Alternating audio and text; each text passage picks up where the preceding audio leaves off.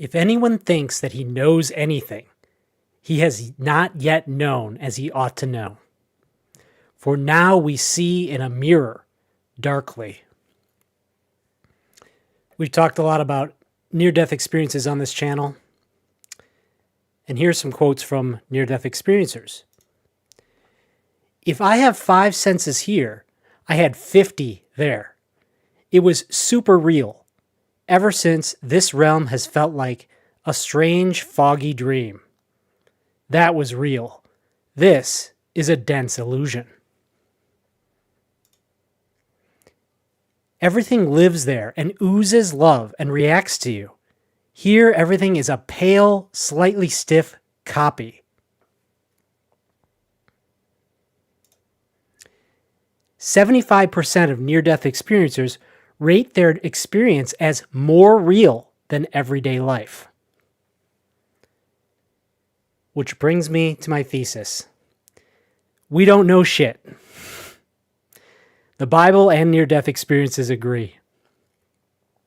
Welcome to the channel, everybody. Welcome. I'm Danny with Way of Service. I'm live every Tuesday at 7 p.m.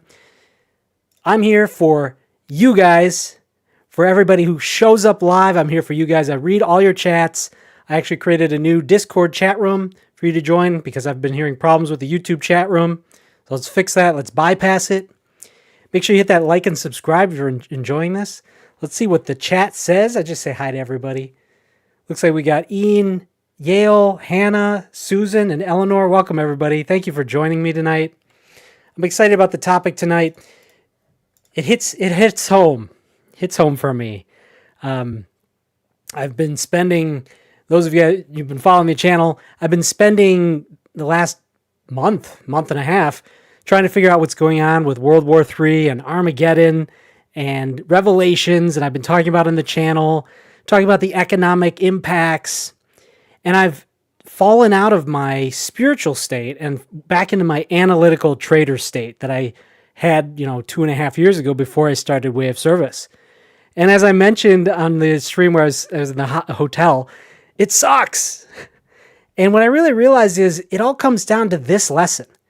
This is the lesson that really matters. And as you'll see, everything points to the same thing. We're really not meant to know everything. So I wanted to read from the Tao Te Ching as well. Not knowing is true knowledge. Presuming to know is a disease. First, realize that you are sick. Then you can move towards health. The master is her own physician. She has healed herself of all knowing. Thus, she is truly whole.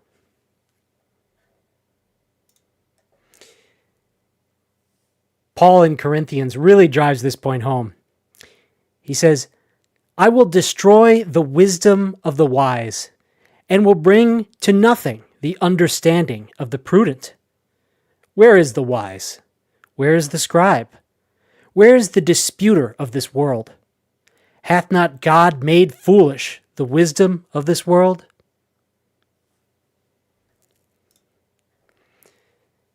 And Jesus said, For judgment I am come into this world, that they which see not might see, and that they which see might be made blind. I come into this world that they which see not, which keep botching this. Good thing it's live, right? For judgment I am to come into this world, that they which see not might see, and that they which see might be made blind. We operate under the veil. Now, what is the veil? Here's some near-death experience descriptions. I came to a barrier that I was not permitted to cross, or was sent back against my will. The gate was the boundary that I couldn't cross. But I was told 3 times while trying to cross it that it was not my time and I had to go back. Another one said, Did you come to a border of or point of no return? This is the interviewer asking near-death experiences because it's so common, this particular experience. And he said, I came to a barrier that I was not permitted to cross or was sent back against my will. And in the Bible, oh, the depth of the riches, both of the wisdom and knowledge of God. How unsearchable are his judgments, and his ways past finding out. For who hath known the mind of the Lord, or who has been his counselor? As thou knowest not what is the way of the Spirit, nor how the bones do grow in the womb of her that is with child, even so thou knowest not the works of God who maketh all. So what is the veil? This is a question that's been asked many times by many authors and researchers. I've discussed it in one of my videos, talking about how the brain appears to be designed to forget. The physical brain is not the origination of thoughts, but rather the filter through which we get consciousness. And so what appears to be apparent from all the studies and all the Bible quotes and near-death experiences and every mystical teaching on the planet is that we are stuck behind a veil. And behind this veil, we don't know shit. That is the reality of it. One of the titles that I was considering making this broadcast was The Spiritual Perspective. We don't know shit. And that's really what it boils down to. And, you guys know who've been following the channel how much I love the Tao Te Ching. Almost every single passage in the Taoist writings by Lao Tzu is just this. Stop pretending to know anything and embrace the Tao. Let go and let God. Over and over, the same lesson. And we all learn the same lesson every day. When we think we know what our life is supposed to look like, where our life is supposed to go, we think we know, this thing way better than anybody else. We live our life under 1,000 assumptions, and all of these assumptions are made from behind the veil. The near-death experiencers explain. Over 3/4 of them say their experience was more real than real. Mystical people who have met God, who've prayed deeply, saints, they explain, nothing compares to my experience of God. The clarity and the level of consciousness, their consciousness expands.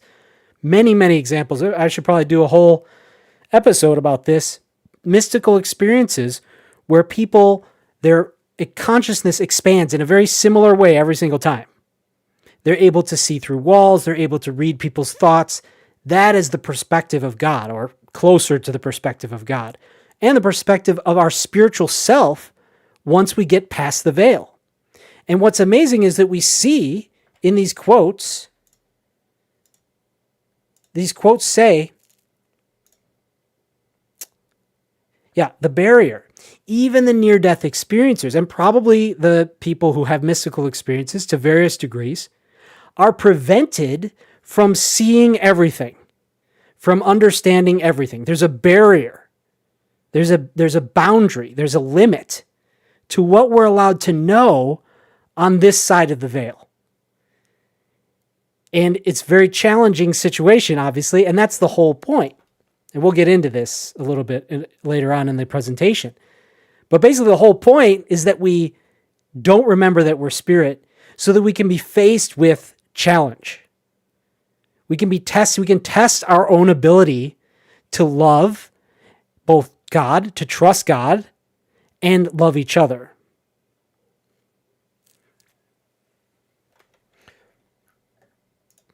So what is the veil, right? That's the question. Ultimately, the veil is there for us to live our life, and we fall into this state where we believe that we are this person and not our spirit over and over every day, most of the day, because that's the state from which the real challenge is, the real immersion in this life. If we always remembered that we're spirit, the immersion would disappear. Like I said, we'll get more into this. So most of the time we are under the veil and we don't realize it. Most of the time, I mean, if not pretty much all the time, the only time we realize that we are under the veil is we're always under the veil. But most of the time we don't realize it. I'm hoping that right now you might be realizing it. You know, the people who are watching this, like and subscribe, by the way, if you're enjoying this. If you're watching the replay, make sure you leave a comment. Tell me if this resonates with you. If you're watching now, you're aware of the veil. If you're with me, if you understand this logic, if you've been following this channel and you believe the things that I'm saying, and everything I'm saying has plenty of evidence, right? In the Bible, near-death experiences, cross-referenced across science and religion for thousands of years. That's the basis of the channel. Most of the time, you don't realize you're under the veil, but sometimes you can. And that is the cheat code that I'm trying to give you guys with this channel. Have you ever had a dream that you thought was real? A dream where everything seemed real, right? You had a deep immersion in the story. You were invested. You were worried about what happened, or you were excited about the next thing that might happen. You weren't sure what was going to happen next. When you woke up, you were like, wow, what a cool dream. While you were in the dream, you were stressed out, maybe. You were identifying with your dream character. The evidence says that this life, right here, right now, is almost exactly the same as your dream self.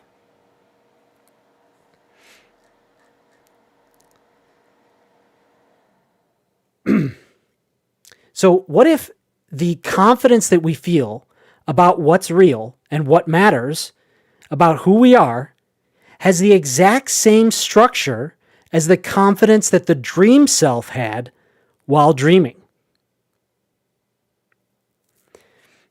I told a story, it's a dream story actually, and this picture is from my reenactment of it.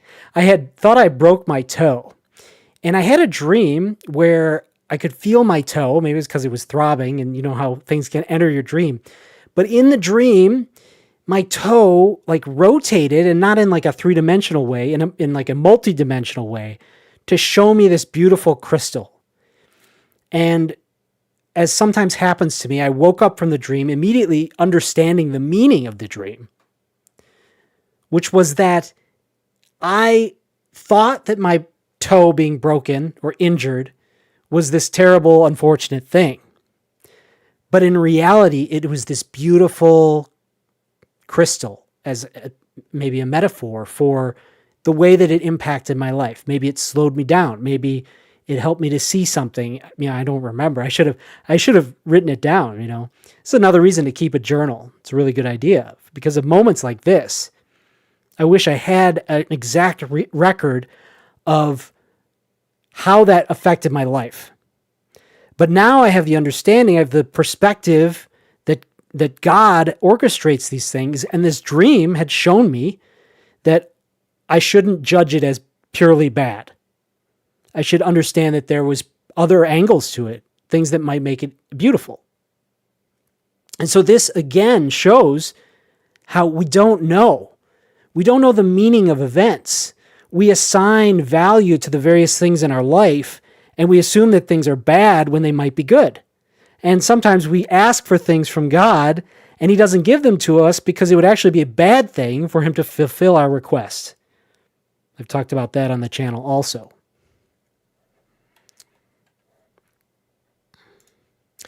So let me check in with the chat, and here's a question for you guys to answer. Do you ever stop and realize that you don't know anything? In like a metaphysical way. This isn't even like if you study more, if you practice more, you can finally know some things. I think that's sort of true, but it's always relative. If we compare it to the infinite mind of God, it doesn't matter how much we practice or learn. We're so far away from it, and we're behind the veil. Apparently, I think we chose to have these lives because we could not know. We can forget the infinite knowledge that we would have. This is repeated over and over in near-death experiences. They have like infinite questions about their life, about things, and infinite answers instantaneously. That is apparently the norm in the spirit world. You can have, know, be, do anything you want instantaneously. And so the idea is that eventually that gets a little boring, and it's not a challenge. And challenge is where we grow and where we learn what we need to grow on. How do we need to grow? So the pre-birth experiences is a wholly different category, but they talk about planning their lives around these questions. So chat, what do you think? What do you think? All right, everybody says hi. Eleanor says, we don't know shit, so have more compassion for everybody. Yeah. So I was actually thinking of making this into a two-parter. I still might. I'm just leaving my options open. I didn't want to say it. Now I said it. But what are the implications of not knowing anything? One of them is stop judging other people. You don't know why they are where they are. And in case after case after case, and this is probably one of the big lessons that I should make a whole live stream about this lesson. Because almost every near-death experiencer and pre-birth regression talks about the challenges in our life are there for specific reasons. And 1,000 different things in your life that you are mad about. I mean, I know I have them, right? We all have them. Things that happen to us and we're like, man, I'm such a victim. What appears over and over is that those stories that we tell ourselves are just wrong. And we instantly know it. The second we cross over, if we have a near-death experience, whatever, or, apparently when we pass on, we instantly know that all the stories we told ourselves were wrong. And then we re-experience it through the life review. And that's a very persistent aspect of the near-death experiences, the most important aspect that we've studied. Eleanor says, or maybe more accurate from near-death experiences, would have more compassion for yourself. That's probably the most important thing, isn't it, Eleanor? Absolutely. Every single challenge that we have in our life, every single bad habit is there for us to overcome it. To experience the joy of being in this challenging environment and overcoming even that thing. Again, often in the near-death experience literature, the people with the hardest lives are the more advanced spirits. And we think it's the opposite. Again, I don't know. I don't know either way, because we're only allowed to know certain things on this side of the veil. And that is repeated over and over, right? There's only certain information we get back.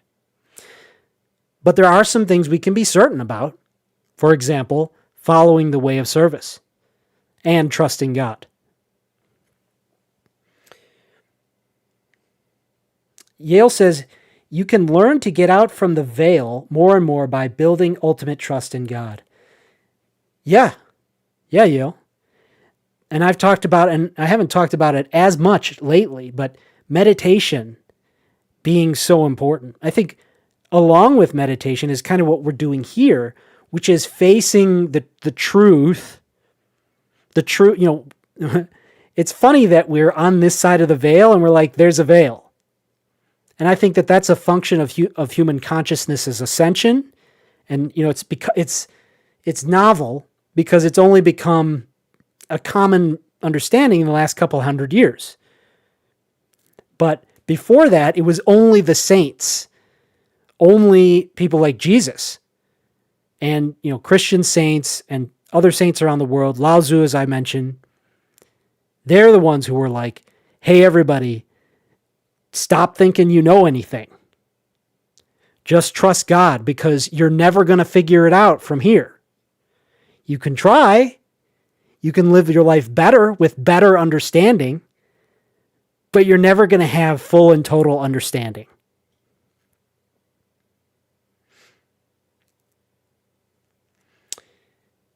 Matthew said, if we understood who we all are, we would be so tender and kind to each other. Exactly.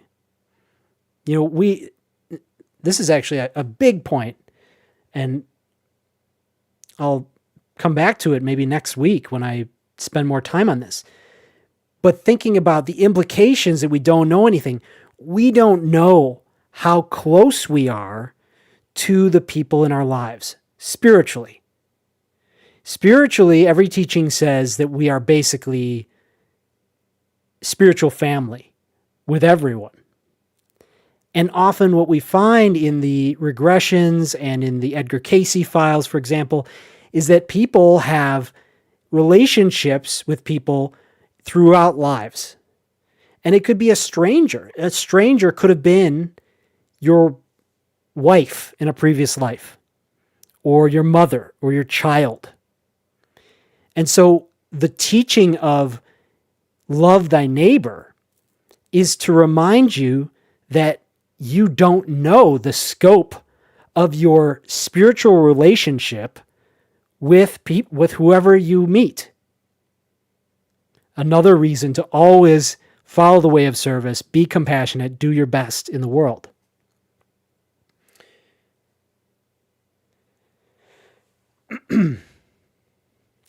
Hannah says, I've very deeply begun to realize how little we know. Yeah, I'm going to have to we all need to keep coming back to this. I mean, this is the challenge. Because if you acknowledge how little you know, or that you don't know anything, that's like the true Taoist position. You're in the present moment, and you're always accepting what's coming to you and responding to it without judgment or pretense or resistance. And that's the way we're supposed to be, I think, pretty much all the time. I mean, there's a time and a place for thought and analysis, but most of us do it way too much, myself included. I mean, look, I'm telling you guys from a position of, I do this, I'm teaching myself this. I think often these presentations, I'm like, I love doing them because it's a reminder to me, and it's amazing to see the convergence of the sources, as you'll see here, as I hope you guys appreciate. Yale says, we chose via the sin of Adam. You are never a victim, you're only a student. Yeah, I don't know about the sin of Adam, but yeah, that's a whole different topic. The epistemology, the cosmology. I feel like the Adam story is probably even more primal than that. And it's almost like the sin of God choosing to create the world, create the universe, because in that creation, he had to create evil. Because without evil, you just have perfect, homogeneous bliss, like a white screen, basically, that never changes. So that's my belief of that. But where does Adam fall in there? Adam might be the creation of Earth, while there's creations of other planets and other realms that predate it.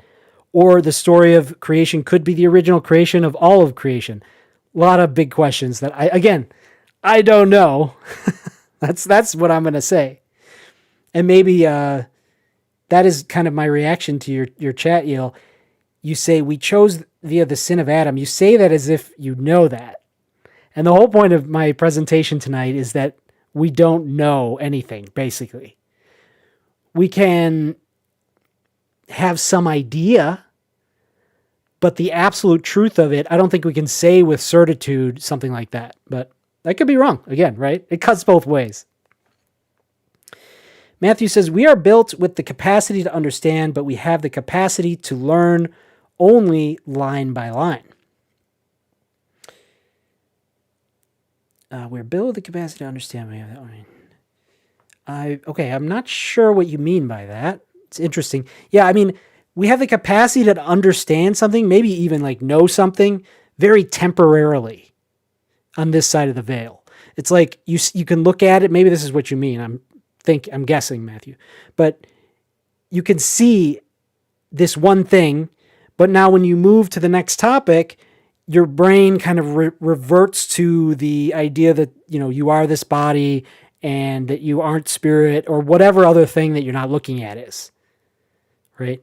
So basically at any given time, maybe we can know we can zoom in on one thing, but we can't ever hold it all until and unless we are one with God, basically.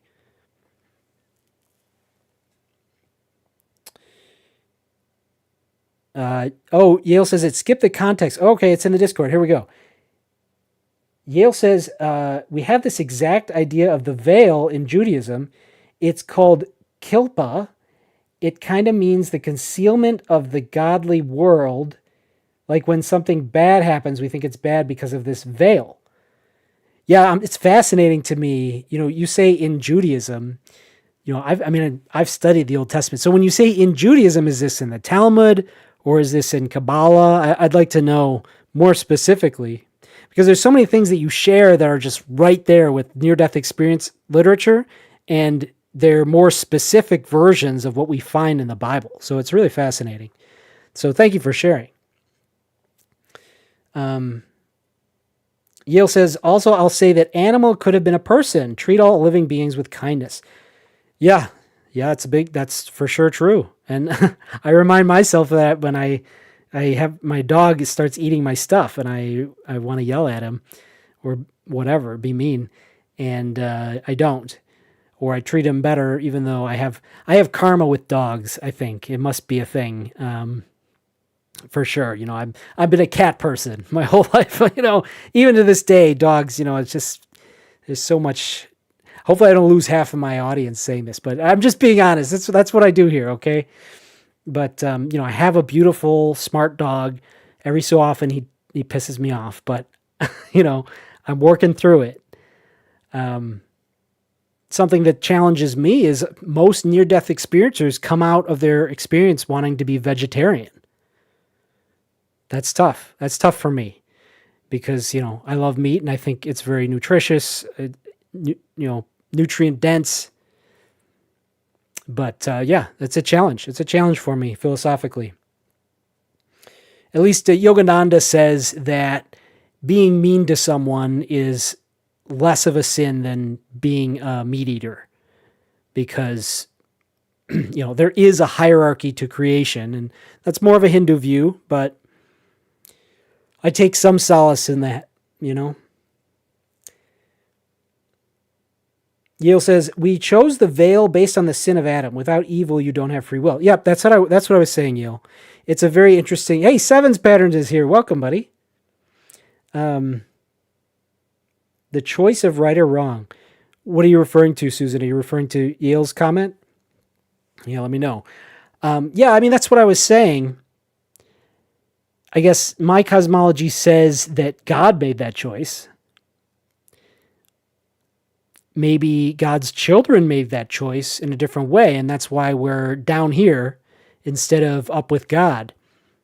But I like to believe, at least my understanding from the near-death experiences, is that we choose this because it's a challenge, because it helps to grow our spirit and our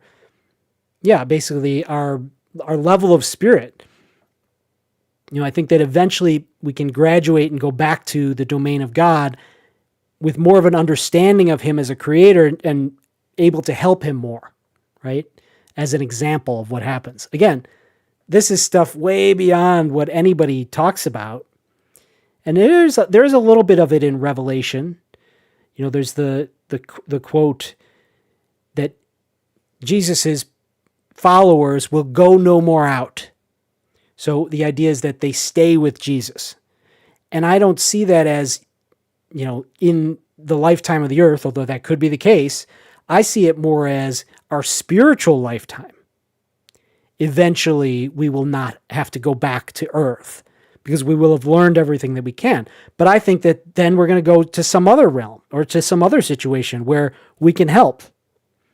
This is the Buddhist idea of the bodhisattva, where someone who has attained nirvana, who has attained total realization of the truth, chooses to reincarnate anyways in order to save all sentient beings, to bring all sentient beings to the truth.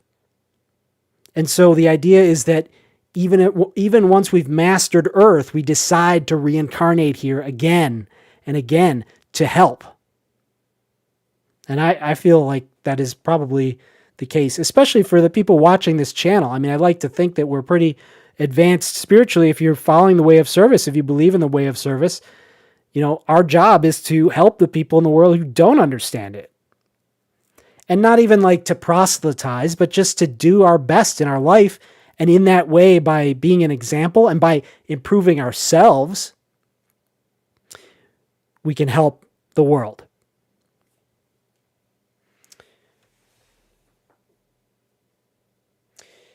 Susan says, Jesus provided fish to John to eat. Jesus also prepared fish for his followers. God also instructed to sacrifice. Oh, you're talking about eating meat. Yeah. But the challenge for me is, you know, in Jesus, and I've talked about this, Jesus came at the darkest of ages to the most primitive of people. I actually was going to put the quote in here. It might even be worth trying to find. But Jesus literally says, like, I have to speak in parables. So Jesus explained why he speaks in parables. To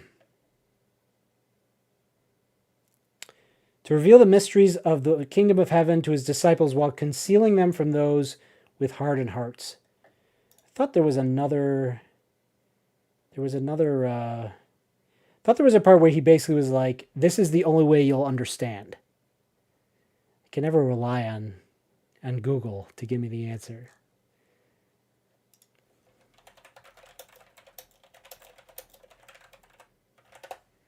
Come on, Google. Yeah, I mean, it's giving me the same answer. Maybe I'm wrong. Maybe Jesus didn't say that, but we'll come back to this sometime. I think that in any case, the evidence shows that the people of Jesus' time were very primitive. And so back then, telling them to be vegetarians wasn't the priority. The priority was to get them on board with God in the way that he could. He was teaching to his people. Now today, we have more evidence that maybe it's more morally correct. But again, I'm not gonna die on this hill. You know, obviously, I'm not a vegetarian. I can say that right now that that's the case. But I do have that thought sometimes.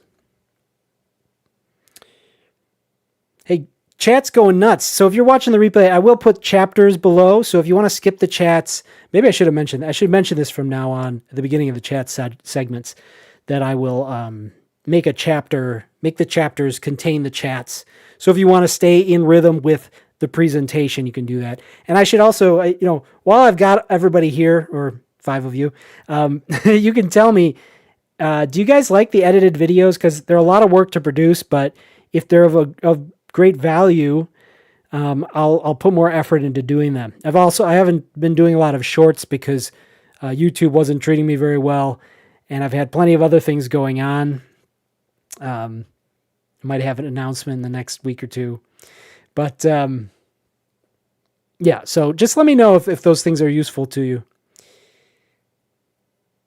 All right, responding to being a vegan. Just to be clear, definitely not a vegan. I don't think veganism is correct. I mean, it might be correct temporarily for some people for detoxing, but I think that butter and eggs and milk and all these things, dairy, are important, and also it's not the same. It's not the same morally. I mean, if we're gonna go there, right? You can get dairy from animals without abusing them. You can't get meat from animals without killing them. So that's the big challenge, right? Yale says, I don't think a person can choose that, to reincarnate. Only God can choose that, which is even more of a reason to do the absolute most you can while you're here. Interesting. Yeah, I mean, the pre-birth interviews disagree with you, and the near-death experiencers disagree with you, I think, at least. But again, the theme of the theme of the presentation is I don't know. So I'm not going to say you're right or wrong. The evidence to me says that people say that they choose, but even being granted that choice might be something that God decides for you.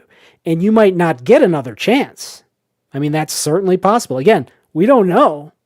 We don't know. I think that you do. I think if you want another chance, you get it. I think our ultimate spiritual existence is about freedom and choice. So if we want to come back and learn again and try again, I think that's bared out by the evidence. But again, I'm not going to say that unequivocally. Susan says, I read a children's book on Noah. My granddaughter asked, if everyone dies, are we all related to Noah now? Your granddaughter, my daughter, asked me the same question. And I said that, I think that other people survived. I mean, or God repopulated the planet behind the scenes or not in the Bible. But basically, something happened that wasn't in the Bible that allowed other people to exist. Similar story with Adam and Eve. It doesn't make sense for us all to be literally genetically derived from Adam and Eve. There had to be some infusion of genetics from other people, either through the actions of God or people that we didn't read about in the Bible. Again, it's the same thing. It's the same answer. Basically, there's something that happened that isn't in the Bible. And we know that they took 22 books out of the Bible. We know that the Bible is a collection of writings through thousands of years by many different authors. So it makes sense that there's lost information. And this is actually part of the same historical arc that I've talked about. The burning of the Library of Alexandria, the destruction of the Library of the Magi, 2 million scrolls you don't hear about. The Emperor Qin in China declaring all books be burned in China. The amount of historical information and manuscripts or whatever lost in those dark ages, and is a systematic destruction of historical records and who knows what else. There's something missing, okay? And that's kind of another one of the big points of this presentation. I mean, there's so many layers to this, right? I wanted to focus on the veil and on our everyday lives, but we look at historically, we don't know anything. We don't know anything about what happened even in the last 100 years, much less the last 10,000 years, or the last 1,000 years, or 2,000, 3,000, whatever. We know so little. I mean, just look at the pyramids. I mean, that's one of the biggest smoking guns to me. The story of the pyramids construction is impossible. And I've gone through it on this channel when we talked about the yugas. Sevens says, have you heard of the restored alphabet? I have not. What is that, Sevens? Yale says, in our view, animals are here to eat as long as you show them mercy and don't torture them. I would say factory farming is a no-go, but ethically sourced meat is the best. Yeah, I agree with that. Again, I don't know if ultimately we should be vegetarians, but there is a huge difference between eating factory farm meat and eating locally sourced organic meat from people who care for their animals their whole life. I've actually heard stories of, very saintly farmers going out to their livestock when it's time to slaughter one of them, and the one that they planned on slaughtering steps forth. Now, I can't remember where I heard this story, but very powerful story. And I think it's probably true. The animals, and again, if you take this spiritual perspective, many of these animals, if they planned their lives ahead of time, which the evidence says that all sentient beings do, just bear with me, then they knew what their life was going to be like. And so there is an argument that says that they agreed to be food at some point. Again, I don't know, but it's a theory.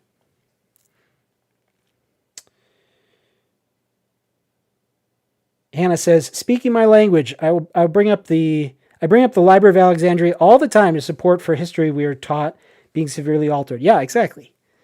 It is unequivocally true. And, my research says that the Library of Alexandria was like minor. That was like a minor, obviously big deal, but it's just the one you've heard about. There's so much more literary destruction. I mean, the Magi, the Druids in Europe, apparently they had like 2 million scrolls were destroyed by the Romans. And I think there was a lot less at Alexandria. Now, I'm not sure, I should probably check all these numbers, but not just that, right? It's not just the Library of Alexandria. It's also Emperor Qin saying, destroy all books. I mean, imagine. I should look this up. I mean, how many books did Emperor Qin have destroyed? How many manuscripts? Let's see if Google will tell me. How many books were destroyed under Emperor Qin? There is no specific surviving number for how many books were destroyed under Emperor Qin Shi Huang in 213 BC. Come on, give me something. The number is unknown. Many books were likely lost not just by burning, but the general destruction during the fall of the Qin dynasty. Right, yeah. 6 years later, here's a factoid, right? And I've talked about this, that all these empires collapse in the same period of time. But 6 years after he had all the books burned, the empire collapsed. I mean, that's pretty fast for ancient times, right? So it turns out burning all of your books, not the best policy decision. Humanity is 0 for 1 on that policy decision. Oh my goodness. Susan says, in other religions, do they talk about a boat or ark? I believe they talk about a great flood. Yeah, there's a lot of references to the Great Flood in a lot of different cultures. I wish I knew more about it, to be honest with you. A fascinating topic to do some research into. 7 says, restored alphabet in Hebrew usually refers to the Paleo-Hebrew script, Katav Ivri, which considered the original pictographic alphabet used by ancient Israelites. Okay. 17th acrostic letter, placement to its verses. The letter PE is assumed to come from pictogram. Fascinating.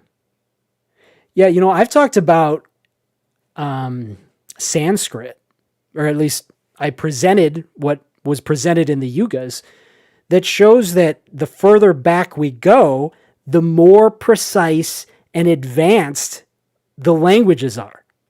And so Sanskrit is apparently a predecessor to like English, Hindi, the Indo-European languages, hundreds of languages. But Sanskrit is more precise. In fact, I think Sanskrit was the basis for a particular programming language because it was so precise. Here. Well, whatever. We'll look at it later. But yeah, so the idea that the alphabet has been changed and, it's degraded because human knowledge has been lost. So as you go back in time, you find a more complete language, a more complicated and accurate language. All right, we've gotten through all the chats. Thanks for chatting so much, guys. I love to chat with you guys. That's what I'm here for live. That's why I'm live. Otherwise I'd just do a recorded video and it wouldn't be anything like this. So I'm here to answer your chats, guys. And let me make sure I don't have more chats in the Discord. Okay. Yale says, you can see a language devolve. We have all seen it in our lifetime. Yeah. Yeah. I mean, I have my hopes, that, maybe this language will devolve, but then other languages will evolve or something, because we're in the ascending age. There's other things getting better while that gets worse, right? All right, back to the presentation. We chatted for a long time, which is great. All right, so I want to read to you guys the words of Lao Tzu on this topic. All right? This is the nature of the unenlightened mind. The sense organs, which are limited in scope and ability, randomly gather information. This partial information is arranged into judgments, which are based on previous judgments, which are usually based on someone else's foolish ideas. These false concepts and their ideas are then stored in a highly selective memory system. Distortion upon distortion. The mental energy flows constantly through contorted and inappropriate channels. And the more one uses the mind, the more confused one becomes. To eliminate the vexation of the mind, it doesn't help to do something. This only reinforces the mind's mechanics. Dissolving the mind is instead a matter of not doing. Simply avoid becoming attached to what you see and think. Relinquish the notion that you are separated from the all-knowing mind of the universe. Then you can recover your original pure insight and see through all illusions. Knowing nothing, you will be aware of everything. Remember, because clarity and enlightenment are within your own nature, they are regained without moving an inch. I put this Wahoo Ching quote at the core of this presentation, because this is again, I have a hard time not putting the Wahoo Ching as my number one favorite book of all time. If you haven't read it, you got to do it. I've handed out dozens of them. This is the perfect description of the problem that we're faced with on this side of the veil. I mean, how brutal is this description, right? The sense organs, limited in scope, randomly gather information. This information is put into judgments based on previous judgments, which came from somebody else's ideas. And then these false concepts are stored in a selective memory system. How many degrees of not knowing are there in your basic approach to life? I've talked a lot about Yogananda on this channel. This is what he over and over, beats it over and over. We're all stuck in this delusional mindset that we are this body, that we are this person, that this physical life is all that we ever have, that we ever will be.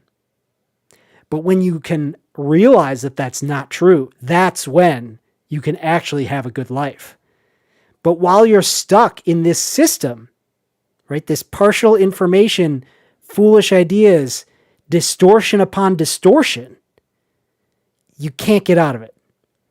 You can't solve this with more analysis. And the Bible quotes are perfect for this as well.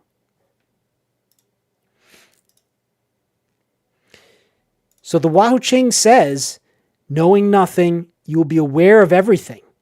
Clarity and enlightenment are in your own nature, and they are regained without moving an inch.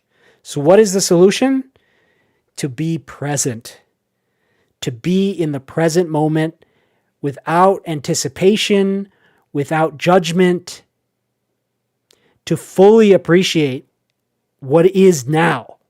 This is what God thinks you need to hear right now. I feel blessed that you guys are here with me.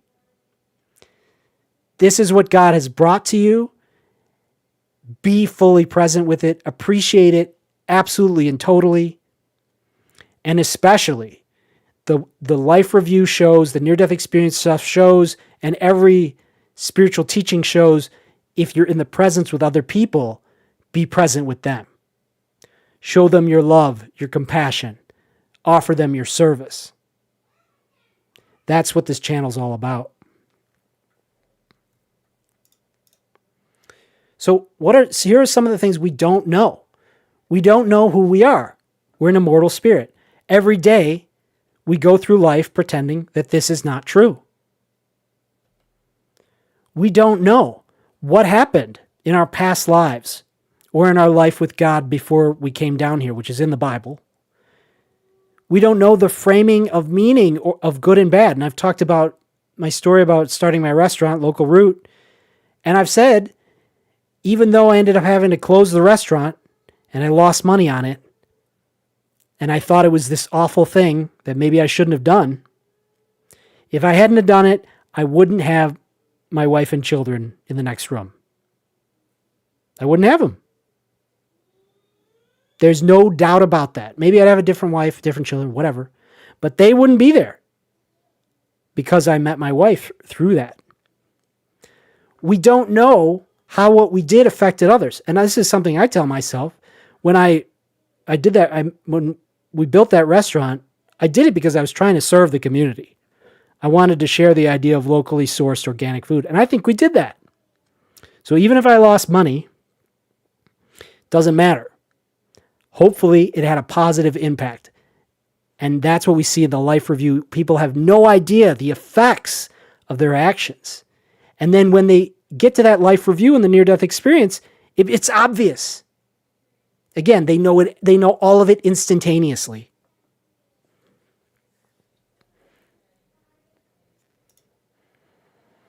Again, we don't know what matters. Money, position, being right. We think every day that these are the things that matter. But in the life review, it doesn't matter at all. In the Bible, it doesn't matter at all. God doesn't expect you to make a lot of money. God doesn't expect you to always be right. He just says, love me and love your neighbor. We don't know what's real. The Dwapara Yuga, the energy age that we find ourselves in, where we find out magnetism, electricity, atomic energy. These are all hidden energies. Quantum variations. These are hidden energies that control what happens.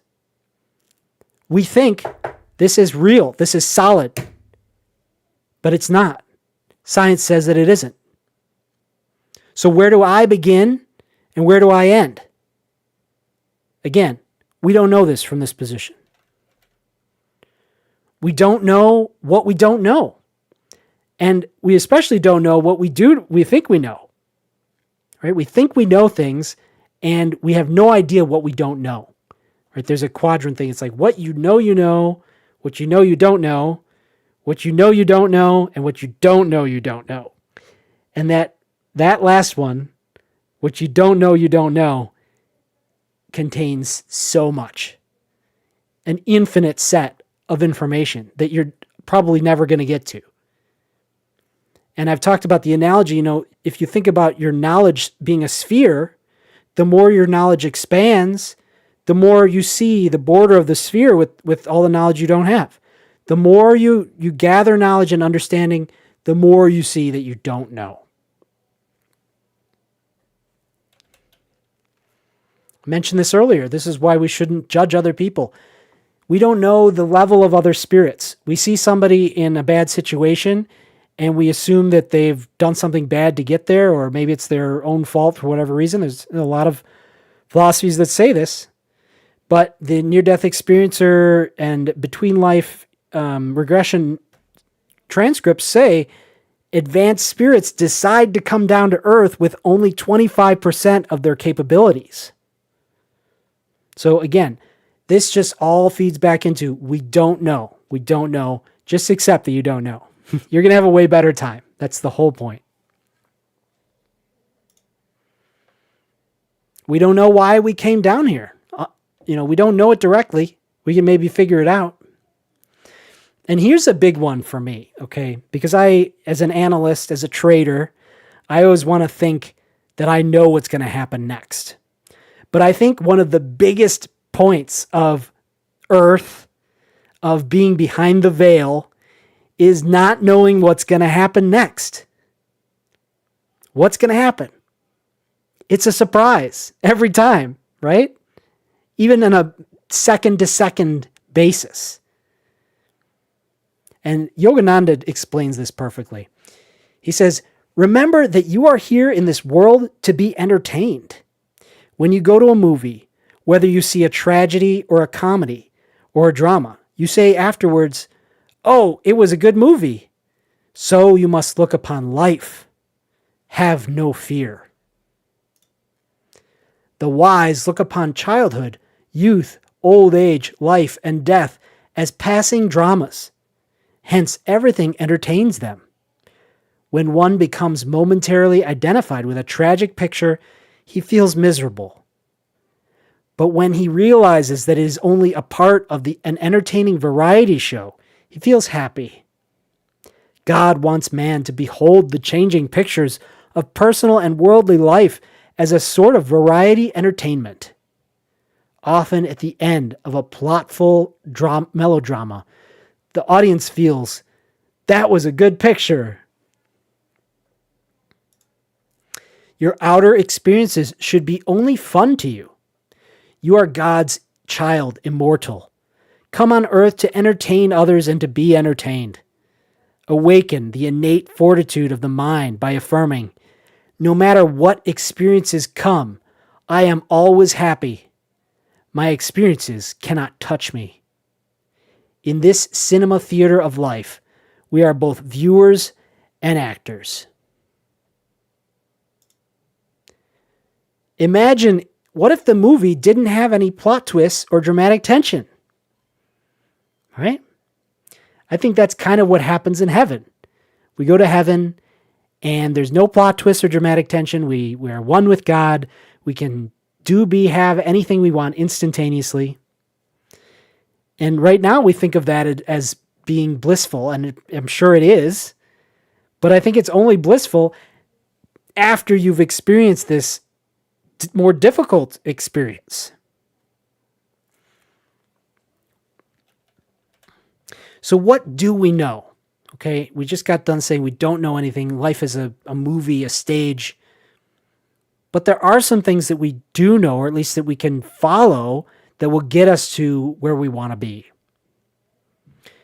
Love the Lord your God with all your heart, and with all your soul, and with all your mind.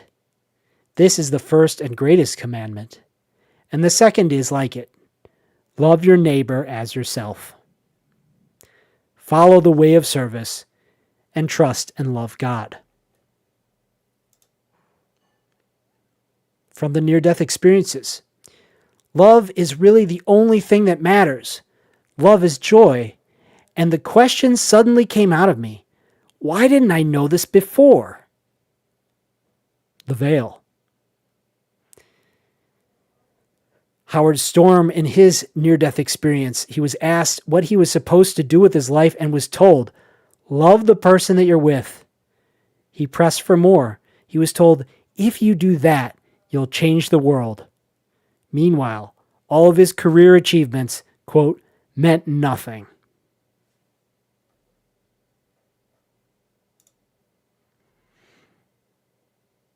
In the Bible, it says to be like children.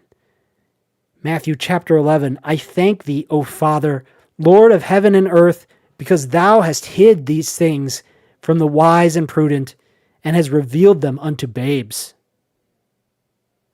Chapter 18, verily I say unto you, except ye be converted and become as little children, ye shall not enter into the kingdom of heaven. 70% of children who survive cardiac arrest report a near-death experience. Only 18% of adults do. I believe that children are less under the veil than adults are.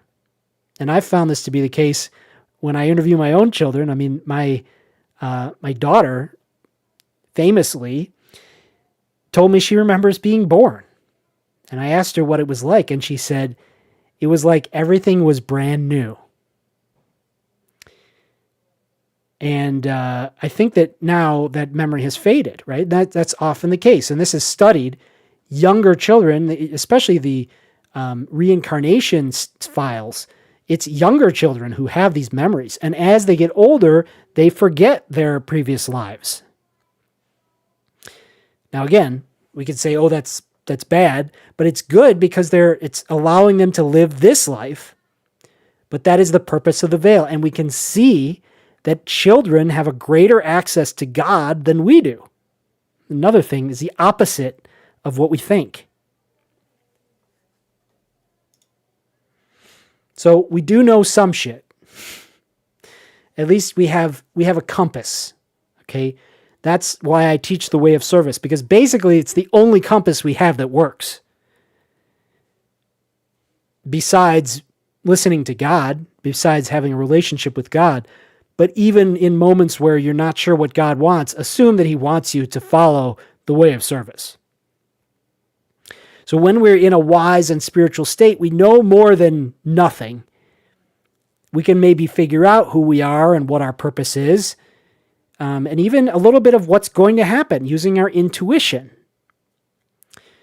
But usually we are in this basic state of knowing nothing. So chat, what do you think? What do we know and what don't we know?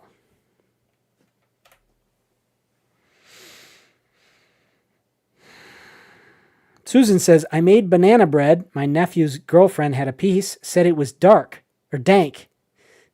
She said it means good in a new language. Right? Yeah, the more you know, the less you know. Exactly. Yale says, to be in the present moment with full acceptance. Local root was probably the most valuable lesson in my life. We are being tested even on a higher level than local root. Oh, interesting. What do you mean by that, Yale? You mean right now? Not knowing anything really helps you to make you humble. That is for sure. Yeah, that was one of the titles I was thinking about making this, humility. That's the lesson today, is humility. Yale says, that is a great quote. I feel like so much of the fun has been sucked out of the world with people being way too serious. Talking about being like children. Yeah, nobody has more fun than my children. Let me tell you, they are never serious. They're only serious when something goes wrong. And even then, I mean, it's hard to take them seriously when they're just screaming about not having a marker or whatever. Yale says, obviously there's a time for that when people want to take things to be fun, make them so serious. Yeah, that's my view of heaven. What, that we're like children in heaven? I'm not sure what you mean. Yale says, quote, you shall love the Lord your God with all your heart, with all your soul, and with all your might. And these words which I command you today shall be upon your heart. Is that from the Old Testament?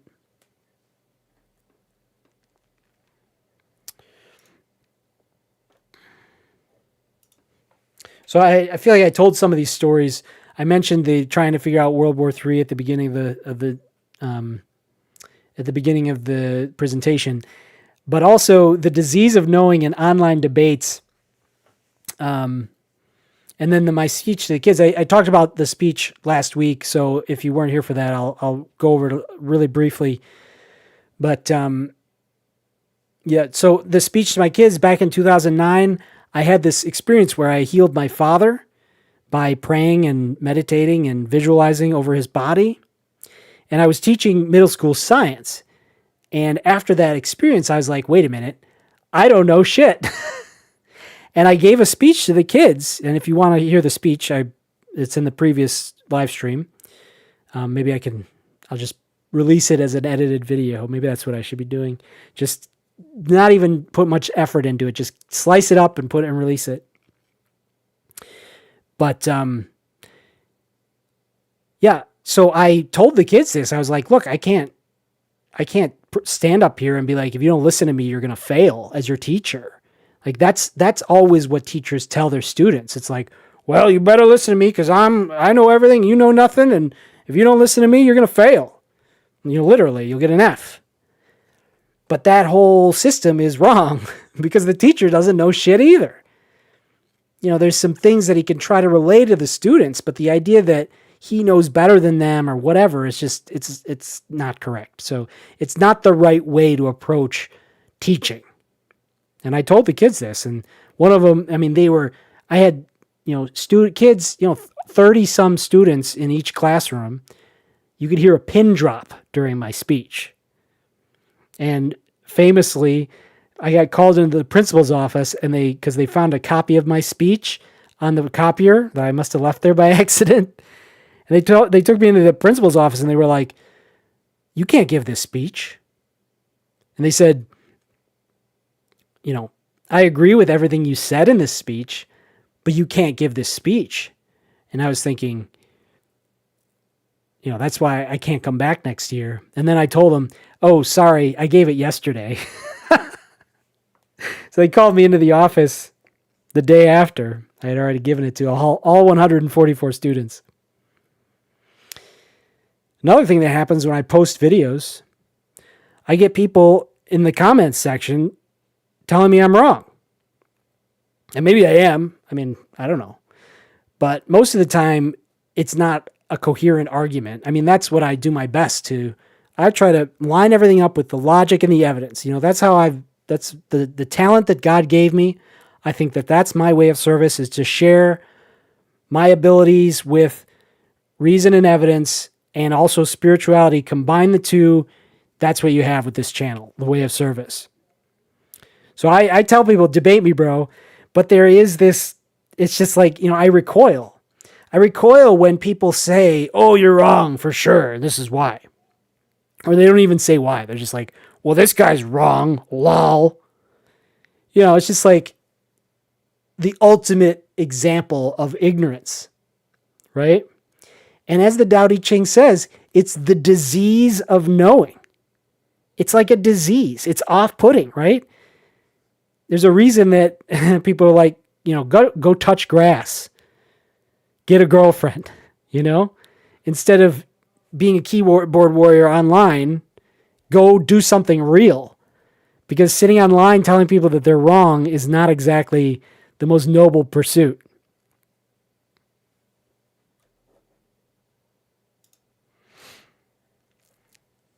The ancient masters didn't try to educate people, but kindly taught them to not know. When they think that they know the answers, people are difficult to guide. When they know that they don't know, people can find their own way.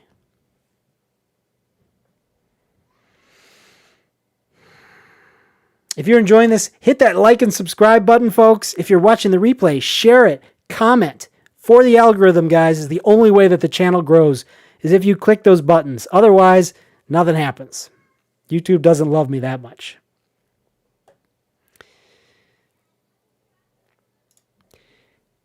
Ecclesiastes, written by King Solomon, after a long life of wealth, power, and pleasure, realizing that none of it mattered. For in much wisdom is much grief, and he that increaseth knowledge increaseth sorrow. He hath set the world in their heart, so that no man can find out the work that God maketh from the beginning to the end. Though a wise man think to know it, yet shall he not be able to find it. This book from King Solomon was a testimony to this exact live stream that we're doing right now, that we just don't know anything.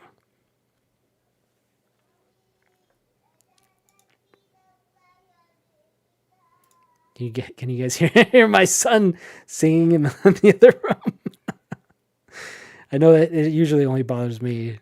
You guys can't hear it. The book of Job is a case study of this whole idea that we don't know shit. A lot of people are familiar with the book of Job. In the book Job suffers terribly, and his friends show up and spend 30 chapters confidently explaining why he's suffering. They know the framework. They know God is just. Therefore, Job must have done something wrong. Their entire discourse is sophisticated religious knowing. They quote scripture. They reason theologically. They are absolutely sure. And they are completely wrong. God says so directly at the end of the book. He tells them that he's angry with them for not speaking rightly about him.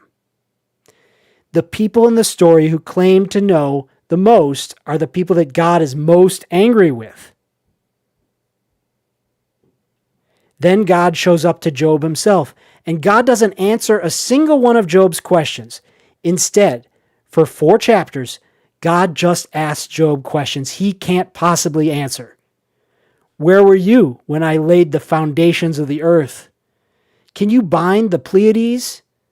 Have you been to the springs of the sea?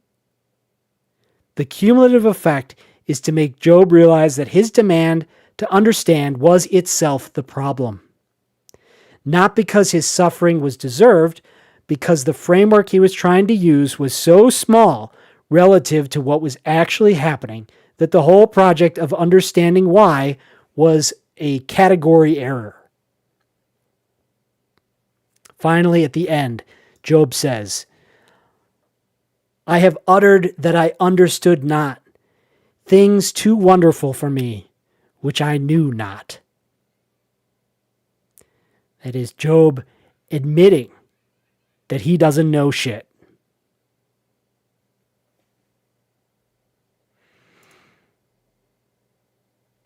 So the exercise to do whenever we're thinking about how to behave is to remember the life review that we talked about many times in the near-death experiences.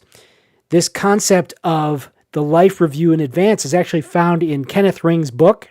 He's a leading researcher on near-death experiences, and he says that we should try to do the life review in advance, where we recognize the ripple effects of our good and negative actions. And if we do that, we will recognize that we should be following the way of service. We should be doing our best every day with the people that we interact with. So, chat, did I cure you guys of not knowing? We're going to come back to that question, and I'll check in with chat. But I just want to close it out with the presentation, then we'll go back to chat. The Tao gives rise to all forms, yet it has no form of its own. If you attempt to fix a picture of it in your mind, you will lose it. And feel free to replace Tao with God. If you attempt to fix a picture of God in your mind, you will lose him. This is like painting a butterfly. The husk is captured, but the flying is lost. Why not be content with simply experiencing it?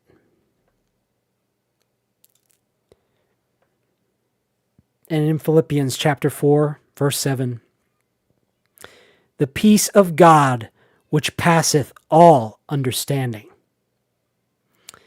That is the target of this live stream, to help you feel the great relief of not knowing. You know, as we said earlier, this life is almost like a movie, but also it is meant to be lived directly and not through our attempt to know what it is. So if we can let go of trying to know, we can fall into that present moment where everything exists and where God is delivering us everything that we need right now. I'd like to close with a prayer and meditation. God, let me appreciate the present moment and its joys and challenges. Give me the wisdom to not know and to embrace those moments of wisdom that you do grant me. I pray this in Jesus' name. Amen.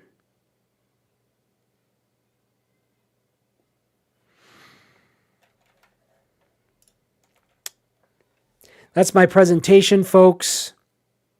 Now I'm going to answer your chats.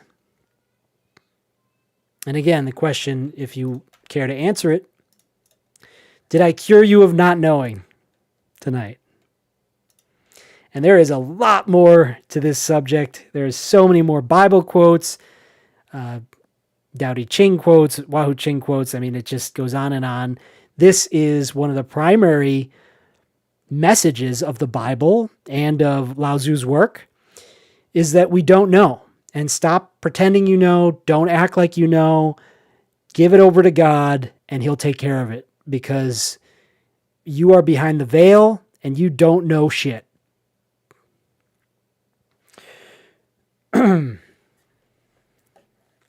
All right. 7 says, prophetic foreknowledge. It begins with the plea, remember, O Lord, what has befallen us. Prophetic foreknowledge. Interesting. So, remember, O Lord, what has befallen us. Yeah, there's a Yogananda quote that I often think of. God knows all of our troubles. It actually might be in the Bible. God knows our challenges. God knows what our life is like and what we really need and want. And sometimes I think that I need to pray for very specific things, but often the most important prayer is just God, help me the way that you know I need help. Right? Yeah. Yale says, the only thing I know is that God is one. God is one. I agree, but that's a challenging statement, because, some people say that Jesus was God, and I think that we all are connected to God, so maybe we're all one with God, but we're all divided up into the infinite forms as it describes in the Tao Te Ching. So there's a lot of approaches to it. Yale says, think about how the good of that speech rippled out to all those kids. I do think about that, Yale. I do. And I hope that that's the case. And I know that some of them told me that. I know that, actually, now that you say that, it makes me think about if a teacher had given me that kind of speech, how mind-blowing that would have been. So hopefully it was mind-blowing for them. And I anticipate finding out about it in my life review, which is coming, according to my research.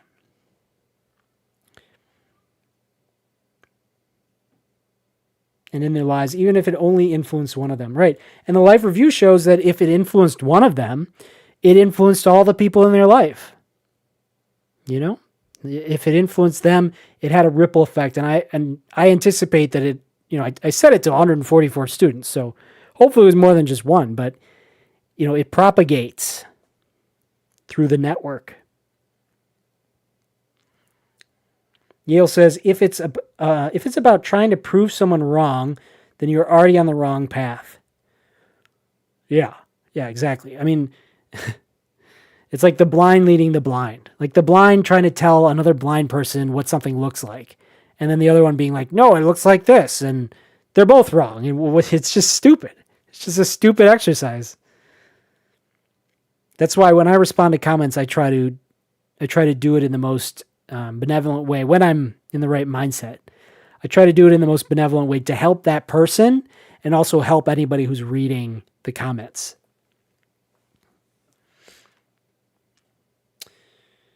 Yale says, the Bible is clear. You should only rebuke someone out of love, and it should be a very delicate and thoughtful thing. Yeah, I got to do that more, buddy. So thank you for the reminder. Hannah says, haha, love to hear him. Real life. Been listening to this while dealing with my screaming kids. Oh, you mean my son screaming? I mean, he wasn't screaming. He was singing. He was singing really loud. That's funny. I'm glad that you guys can hear it, so I don't just sound crazy. Sometimes I feel like streamers are like, do you guys hear that? And obviously you can't because, the microphone is calibrated for me right here. So it shouldn't pick up things far away. Yale says, I'll never be mad about the sound of children. Yeah. Well, you're listening. I'm trying to put my thoughts together and then you get a scream. I mean, if you have children or you've been around children, you try to have an adult conversation and there's children around, there's frustration. But yeah, it's a good idea to let these things go and to just appreciate the child because, again, maybe discussing this thing is less important than my son getting to sing at the top of his lungs, right? That's probably closer to the truth. 7 says, Job 28, chapter 28, verse 28, and unto man he said, behold, the fear of the Lord, that is wisdom, and to depart from evil is understanding. Yeah, that's beautiful. And that's right to the point, right? Just fear and love God and depart from evil. That's all you can do. That's all you can know. Hannah says, where was that in Job? I just realized that verse is in a song I used to listen to 1 billion times a night when I worked a night shift. Oh, that's a cool synchronicity. Which verse are you talking about, Hannah? And which song? I want to know the song so I can listen to it. One of my great regrets of doing these live streams is that I'm not allowed to play songs. It really sucks. Hopefully the ascending age will clear that up. I just feel like there's so much. I love music, and there's so much sharing of music that's not happening because of copyright laws and, companies like YouTube taking down your stuff and just making it, obviously, I don't want to play music. I'm not going to play music other than YouTube's boring music I have to pay somebody thousands of dollars, which I'm not. I'm making $0 on this. 7 says, he lists off a bunch of chapters and verses, all 28 in Exodus, Numbers, Deuteronomy, Job, Proverbs 28, Isaiah 28. I'm not sure what AC is. Acts, maybe. 7 says, look at any other book and you will not find chapter with their verses, only these 7 books. I'm sorry, I don't understand what you're referring to, 7s, but it seems interesting. Are you saying that those chapters were taken out of the books? I know 28 is divisible by 7. I know you've got some theories about that, so that's fascinating. Hannah says the song is Mindful by Towers, the Job verse that talks about Pleiades. Oh, cool. Cool.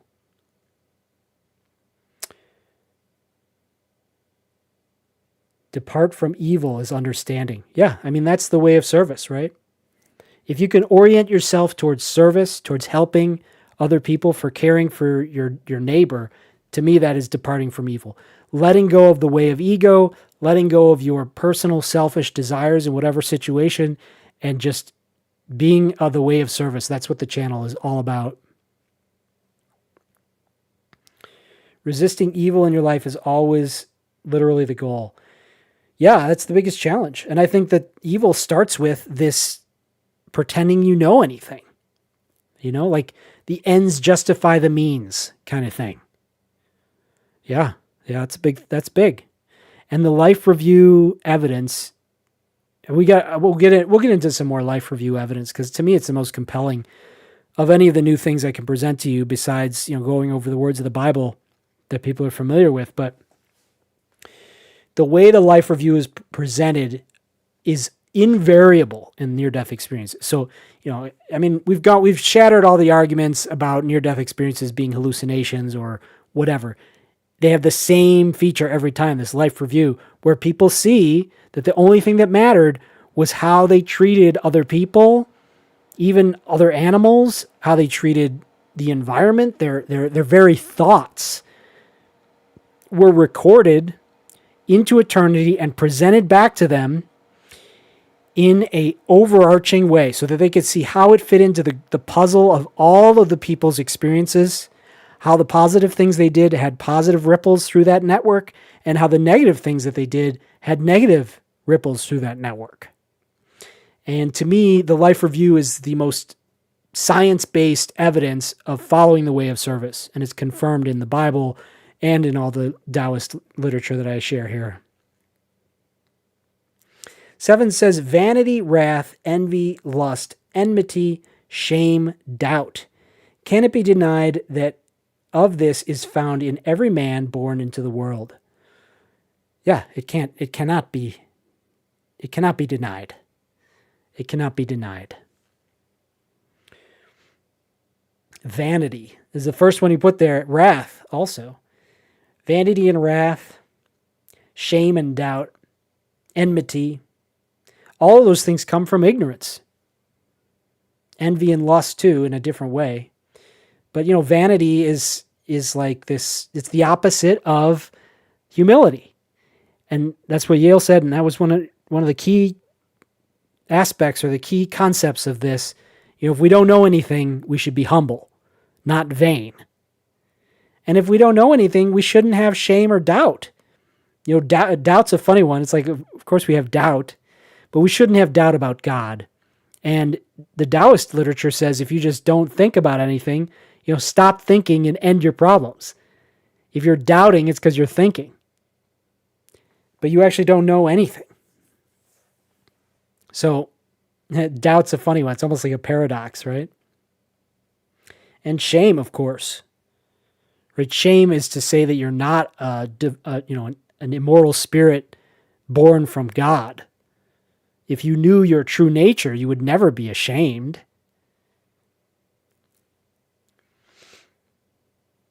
Yale says, people are just so resistant to the supernatural for whatever reason. Yeah, I think it's because of the level of consciousness being at 4%, and based on my calculations.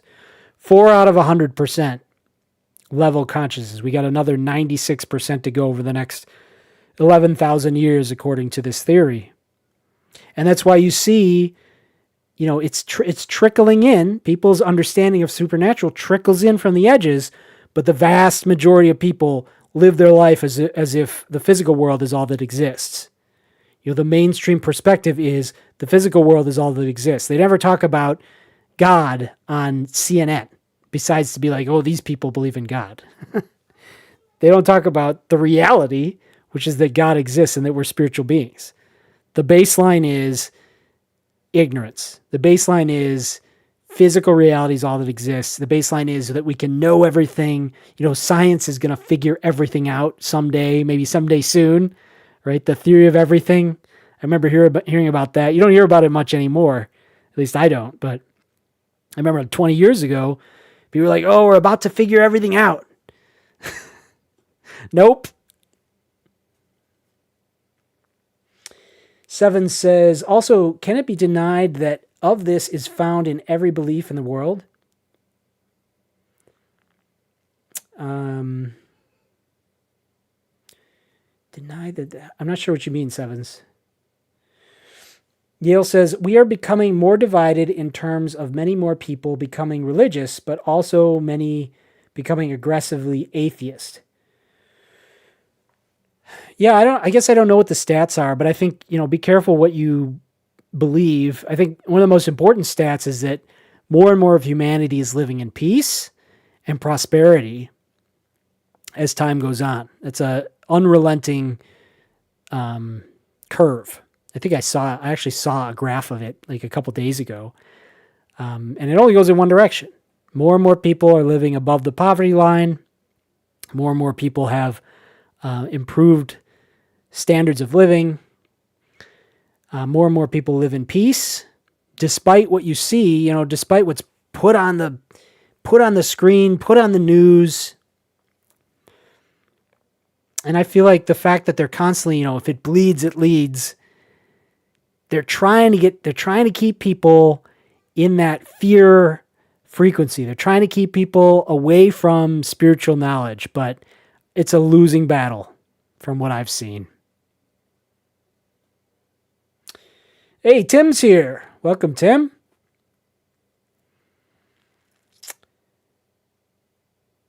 Seven says, before the fall, Genesis 2:25, and they were both naked, the man and his wife, and were not ashamed.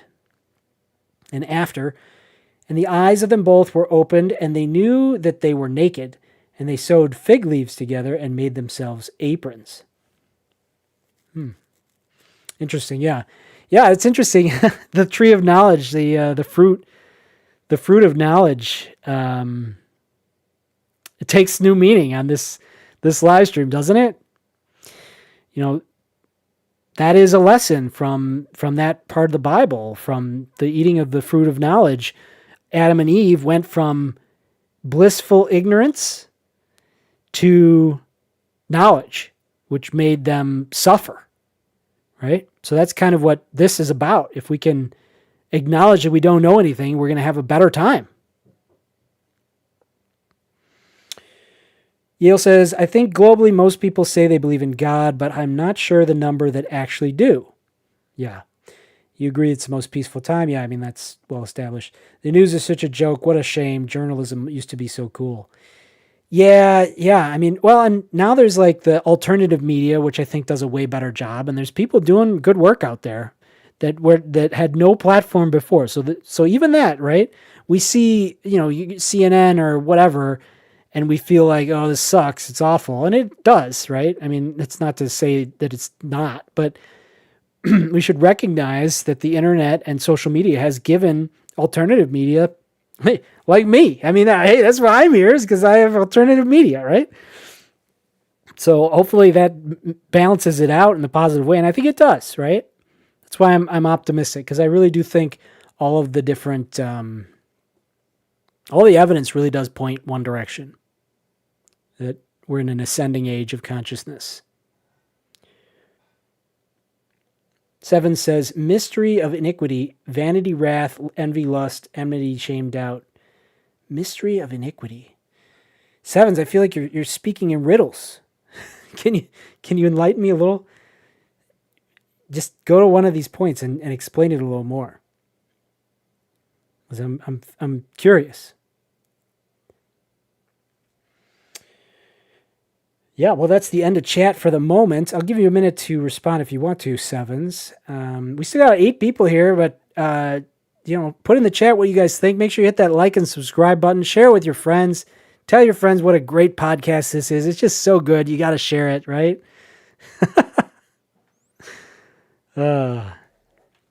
See if did I miss anything? There's so many great quotes.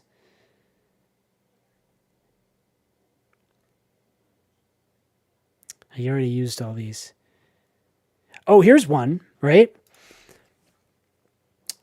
Talking about revelations. No man knows the hour, and only God knows. Like Jesus admitted, he didn't know. He didn't know the hour that he would return. I think that's because it's somewhat in our power. I think he'll return if things get bad enough. I've talked about that on this channel recently, I think that it isn't on a particular schedule. It's based on our decisions and how we govern ourselves down here. And if it gets bad enough, he'll come down and, do all the things in Revelation first, which is not a pleasant process, according to what it looks like, unless you believe in the rapture. But even then, if you think you're going to get raptured, but then your friends and family who didn't do the right thing have to suffer through the tribulation, that doesn't seem like a very way of service perspective. So, yeah, even Jesus said, I don't know when I'm coming back. There's certain things that maybe even Jesus didn't know. And he said that only the Lord Father knew. Hannah says, very interesting. This correlates with a conversation we had at church recently. Good stuff. I love those synchronicity. Which thing are you mentioning? Which thing correlates? I love those synchronicities. To me, they're a confirmation from God that what you're talking about is important.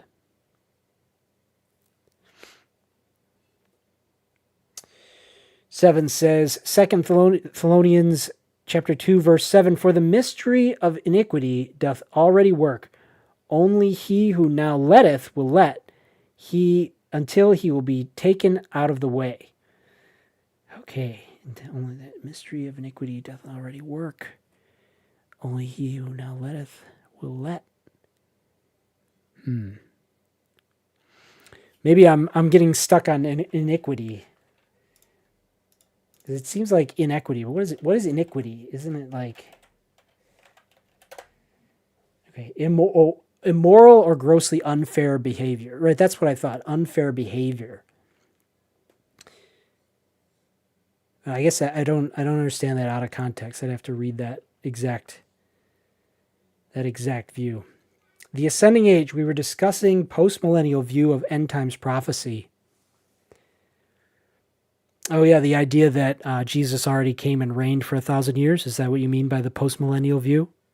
I've heard of that. Yeah, and there's some things I just don't know. Right?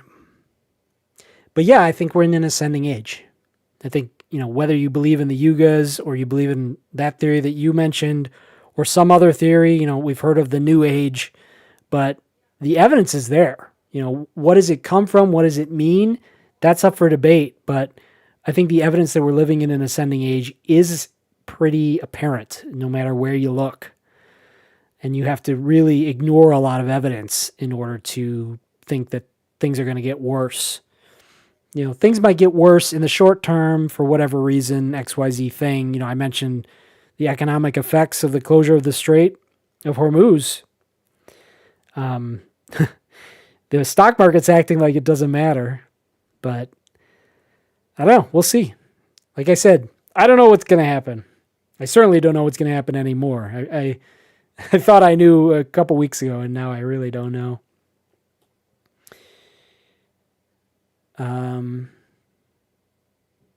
Seven says, nevertheless, the foundation of God standeth sure, having his seal.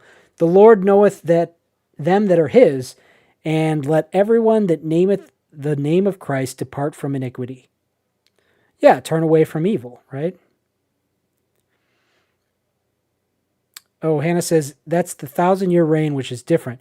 Postmillennial is that things will continue to get better and better as the gospel continues to spread throughout the world. Okay. Post-millennial. I'm going to have to look this up.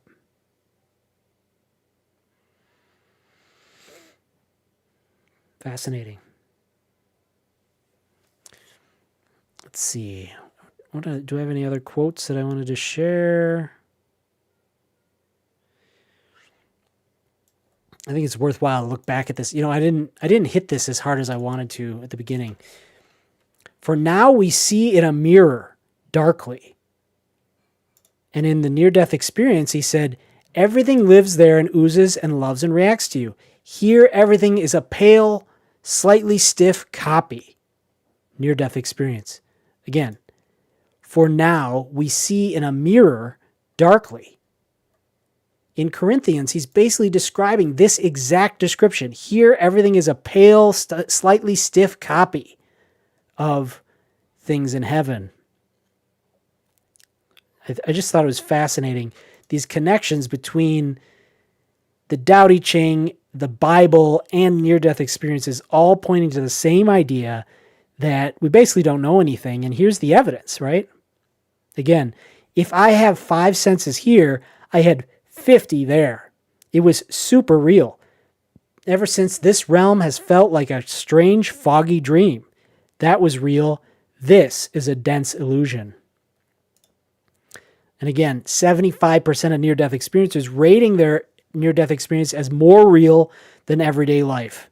That is to say, our heavenly existence, our existence in spirit, is more real than this physical reality. And my understanding of it is that it's vastly expanded consciousness that encompasses far more, almost infinitely more, than this one narrow view of this one lifetime. And that's not to say that it's bad, right?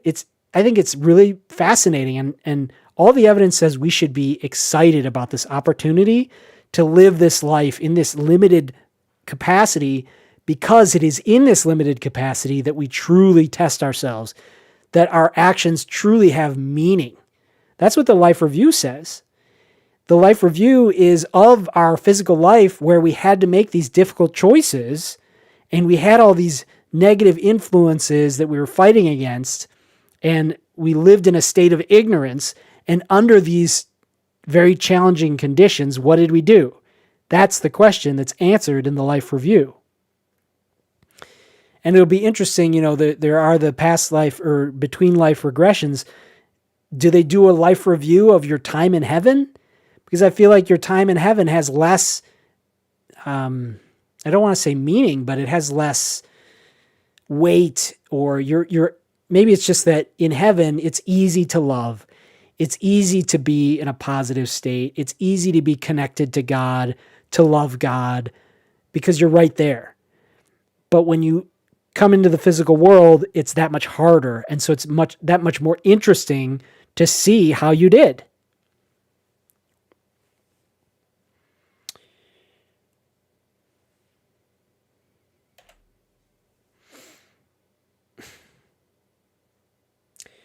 Seven says the word darkly is the rendering of the Greek enigma, meaning a riddle. Right. Yeah, I did see that in the translation when I was looking at this. Yeah, exactly. It's a riddle. I just thought it was cool how this translation of a mirror, or another word that's used is glass, it's like we're seeing what's real, but through this riddle, literally, as you said, or at like a foggy glass or a foggy mirror. That's what this world is compared to heaven.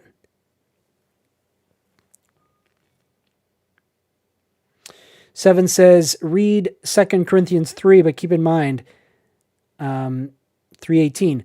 But we all, with open face, beholding as in a glass. Yeah, you're quoting the...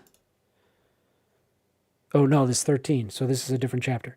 And then read, but also look, for now we see through a glass darkly. Oh, so you're saying it appears earlier in the chapter. Oh, fascinating. Or, sorry, in the second book. Yeah, I'm gonna have to look at that. Yale says, we have so many chances every day to choose good or to choose evil. Every single time we choose good, that will be noted. The same with bad. Yeah, that's what the Life Review says. All of it, every single thing, the smallest things. Absolutely, Yale. Sorry, I should put the chat on the screen. The smallest things in the Life Review, it's your thoughts. I'm gonna have to bring in some actual Life Review descriptions, because it's not just, like you said, a smile or a smirk. It's your thoughts even have an impact. So yeah, it's it's pretty serious. The Life Review is no joke, man. It is no joke. Nothing gets past the Life Review, and in a lot of ways, this is the easy experience of our life, right? We get to take actions and not experience all of the ripple effects, but we will, you know?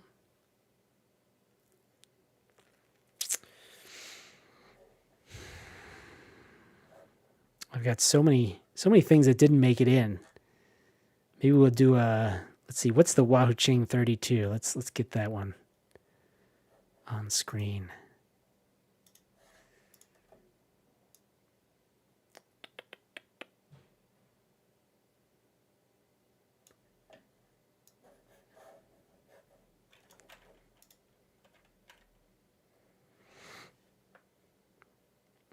The ego says that the world is vast and that the particles which form it are tiny. When tiny particles join, it says, the vast world appears. When the vast world disappears, it says, tiny particles appear.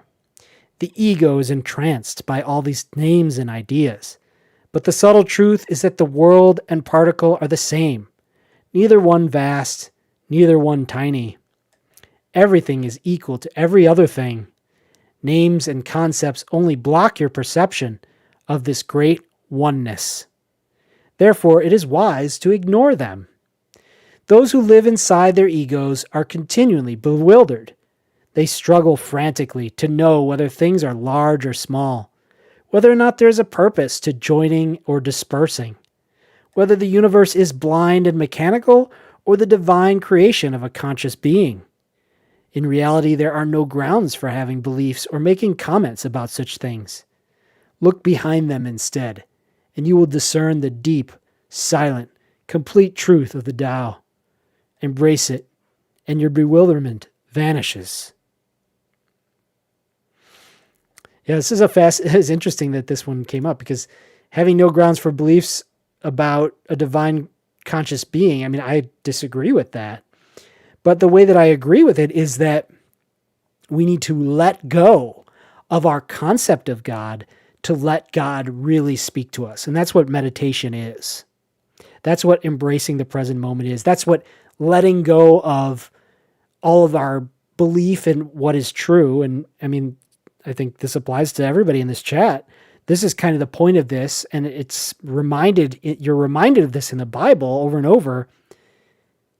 You don't know what God is like. You can get closer to it. You can pray to God. You can read the Bible. You can do your best. But the moment you think you know, you're making the error that Job made. Over and over in the Bible, it warns against wisdom. Loving and fearing God, trusting the Tao as it's put here. That's the way.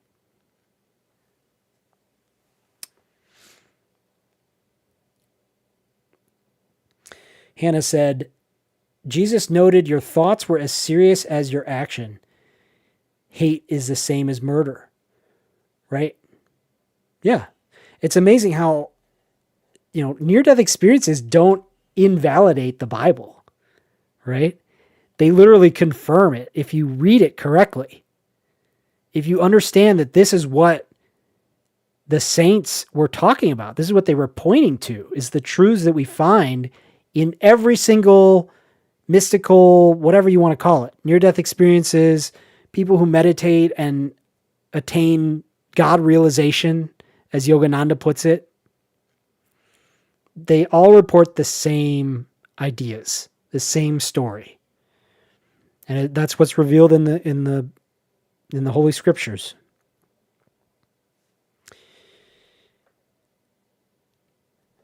Is that all the Wahoo Ching? Let's see.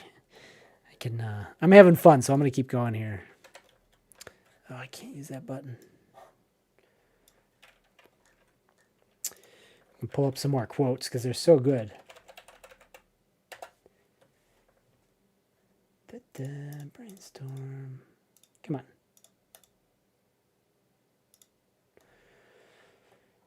All right. Oh, there's so many Bible quotes.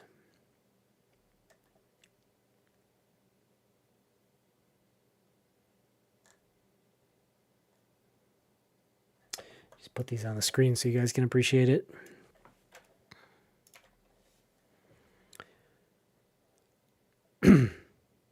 Yeah, Proverbs. Trust in the Lord with all thine heart, and lean not unto thine own understanding. Proverbs 14. There is a way which seemeth right unto a man, but the end thereof are the ways of death. Boy, is that brutal and true, isn't it? Isaiah chapter 55. My thoughts are not your thoughts, neither are your ways my ways. As the heavens are higher than the earth, so are my ways higher than your ways.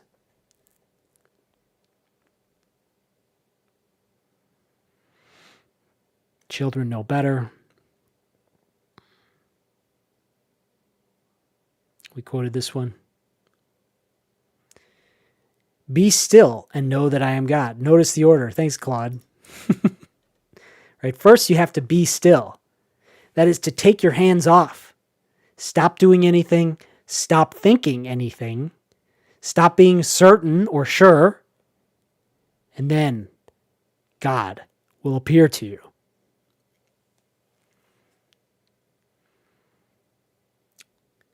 Psalm 131. Neither do I exercise myself in great matters or in things too high for me. Surely I have behaved and quieted myself as a child. There it is again.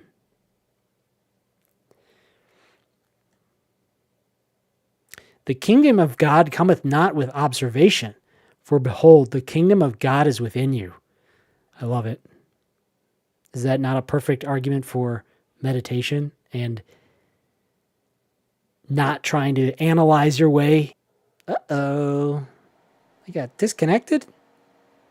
Reconnection successful? Whatever, OBS. Whatever, YouTube.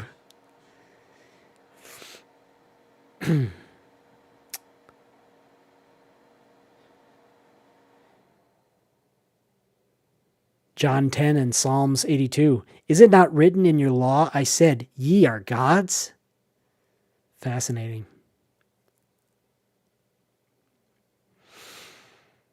And the questions that God asked Job, where wast thou when I laid the foundations of the earth? Declare if thou hast understanding.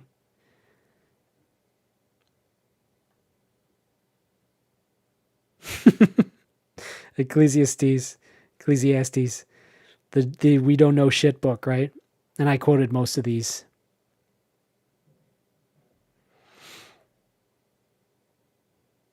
Solomon says, eat your bread, drink your wine, love your wife, do the work before you. The way of service in Hebrew in chapter 1 of the Wahoo Ching. Right? That's exactly what chapter 1 of the Wahoo Ching says.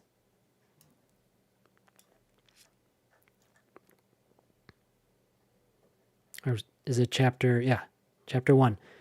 Those who wish to know the whole truth take joy in doing the work and service that comes to them. Having completed it, they take joy in cleansing and feeding themselves. Having cared for others and themselves, they then turn to the Master for instruction. This simple path leads to peace, virtue, and abundance.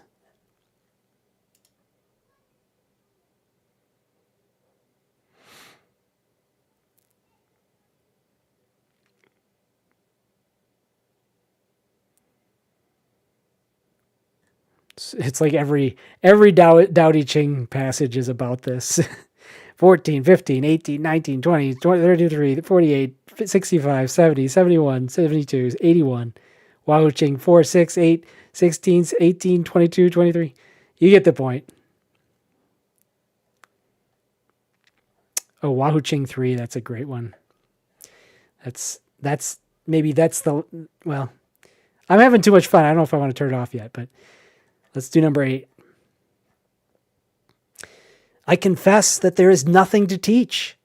No religion, no science, no body of information which will lead your mind back to the Tao. Today I speak in this fashion, tomorrow in another, but always the integral way is beyond words and beyond mind. Simply be aware of the oneness of things. Beyond words and beyond mind. That is the first chapter of the Tao Te Ching, right?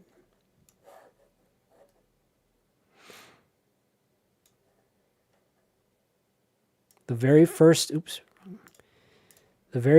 chapter. The Tao that can be told is not the eternal Tao. The name that can be named is not the eternal name. That is to say, that which I can describe to you is not it. I can't describe to you what it is. I can't describe to you what God is. All you can do is find it within your own heart. Find the kingdom of God inside you.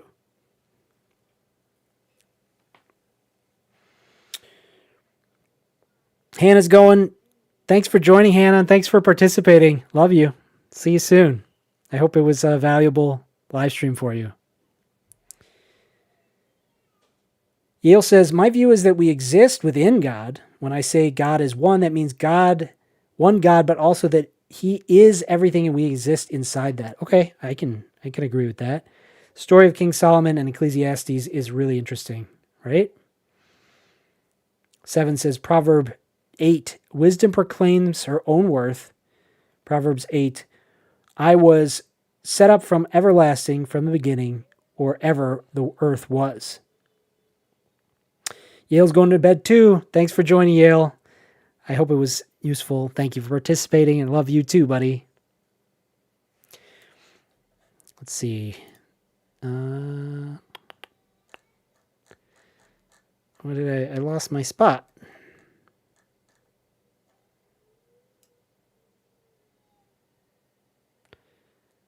Where's the brainstorm? Here we go.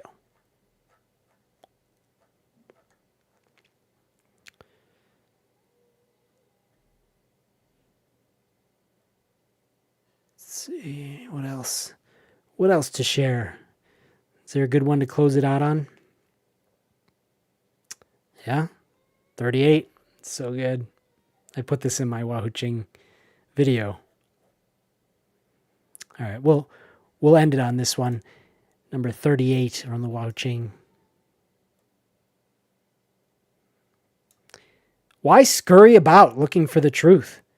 It vibrates in everything and every not thing right off the tip of your nose. Can you be still and see it in the mountain, the pine tree, yourself? Don't imagine that you'll discover it by accumulating more knowledge. Knowledge creates doubt, and doubt makes you ravenous for more knowledge. You can't get full eating this way.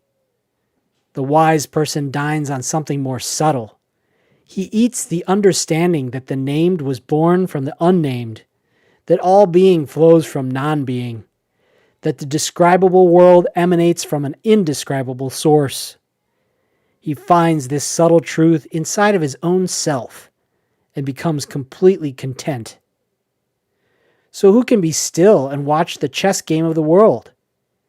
The foolish are always making impulsive moves, but the wise know that victory and defeat are decided by something more subtle. They see that something perfect exists before any move is made. This subtle perfection deteriorates when artificial actions are taken. So be content not to disturb the peace. Remain quiet. Discover the harmony in your own being. Embrace it. If you can do this, you will gain everything, and the world will become healthy again. If you can't, you'll be lost in the shadows forever.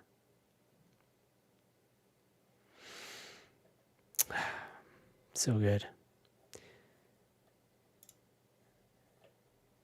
I know I said I'd quit on that, but there's still 7 people. You guys are still having a good time, right? There's nobody chatting, but you guys are still watching. So it means you're enjoying it. Let's see.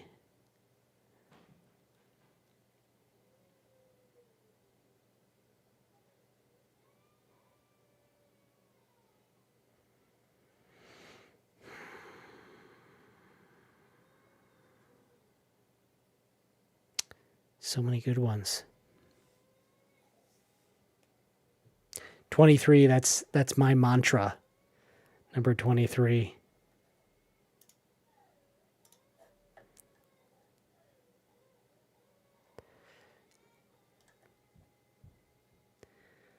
What's going on here? I got disconnected. I got disconnected. Did you hear me say that? Let's try it again. The highest truth cannot be put into words. Therefore, the greatest teacher has nothing to say. He simply gives himself in service and never worries. Hey, Eleanor's in the chat. Yeah. But now I hear the crying has stopped, so I'm concerned that Eleanor's not in the chat. Tim says, love it, made my meal and cleaned up. Hard to participate while all that's happening. Hey, well, you're here now. What do you think, buddy? What do you think about all this?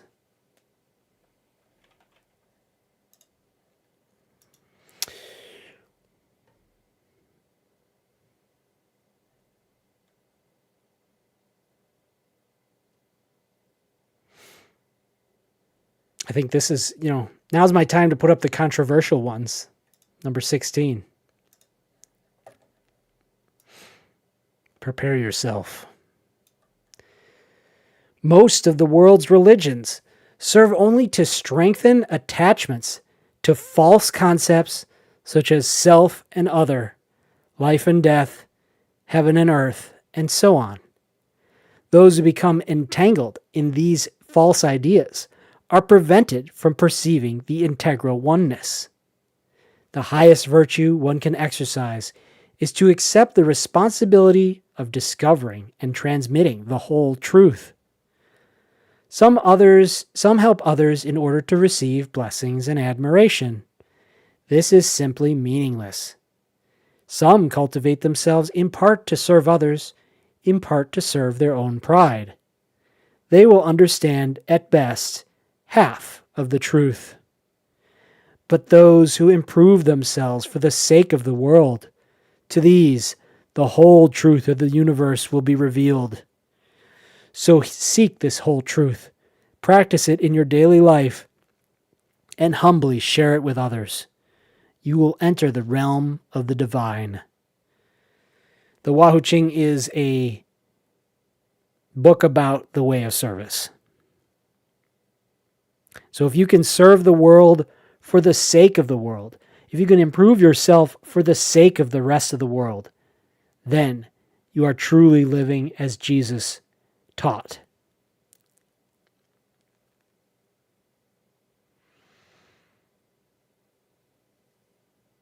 Seven says, who is this that darkeneth counsel by words without knowledge? Right?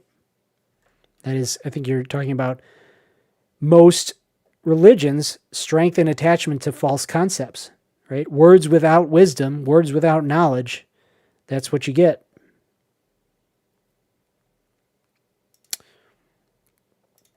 Oh, come on. I'm supposed to gotta disable this. There we go.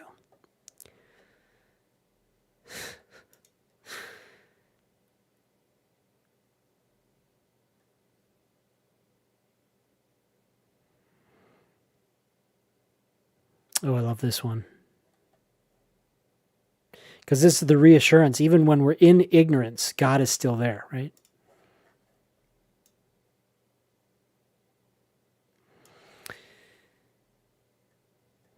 Again, you can replace the Tao with God, but as it is written, the Tao doesn't come and go. God doesn't come and go. It is always present everywhere, just like the sky. If your mind is clouded, you won't see it. But that doesn't mean it isn't there. All misery is created by the activity of the mind. Can you let go of the words and ideas, attitudes and expectations? If so, then the Tao will loom into view. Can you be still and look inside? If so, then you will see that the truth is always available, always responsive.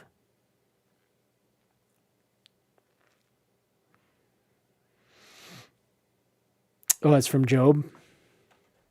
7 says it's from Job.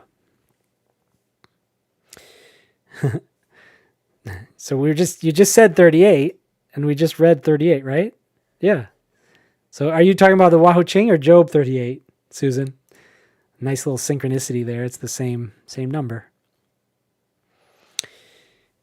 From Job 38, 7 says, the voice from the whirlwind. This is the structural and spiritual anchor. God finally answers Job out of the whirlwind. Yeah, exactly.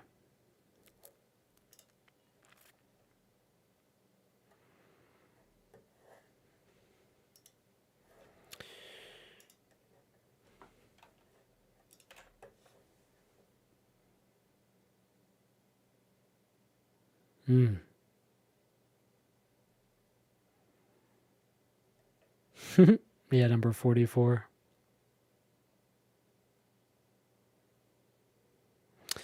Apparently number 81 in the Wahoo Ching, or the Tao Te Ching, is also a good one. So let's see that one, because it's the last one, the last chapter. True words aren't eloquent. Eloquent words aren't true. Wise men don't need to prove their point. Men who need to prove their point aren't wise. The master has no possessions. The more he does for others, the happier he is. The more he gives to others, the wealthier he is. The Tao nourishes by not forcing. By not dominating, the master leads.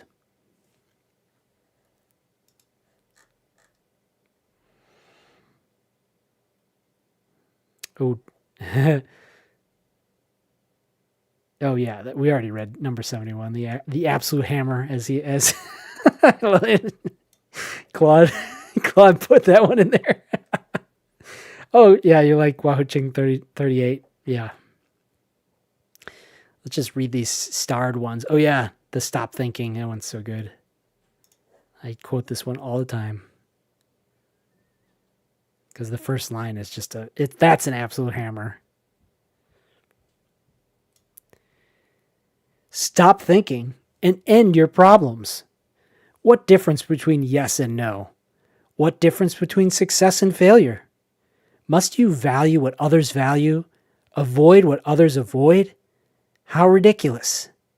I love that line. Must you value what others value and avoid what others avoid? If there is no better indictment of our regular thought process, of our habitual ignorance of our true nature than that. Must you value what others value, avoid what others avoid? How ridiculous. It's ridiculous to follow the crowd that doesn't believe in God, that doesn't understand any of the things that we talk about on this channel. That's why I do this channel, is to try to help people understand these things.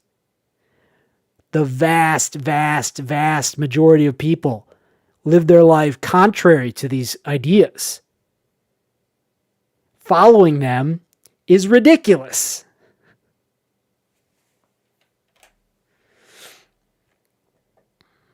Other people are excited as though they were at a parade.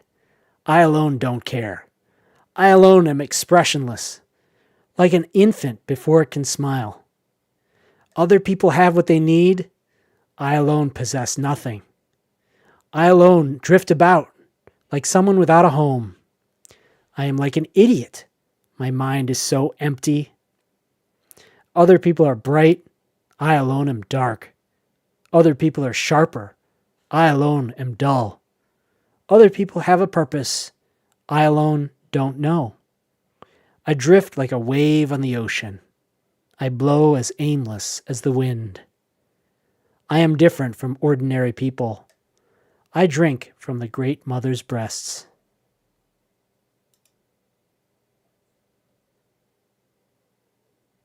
All right. We'll do one more, and then I'll answer any chats, and then I really will close it out.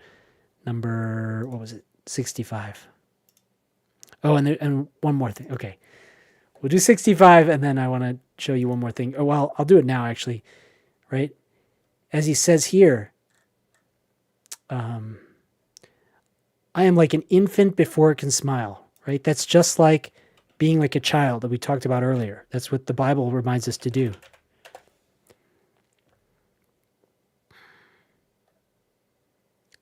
If you receive the world, the Tao will never leave you, and you will be like a little child.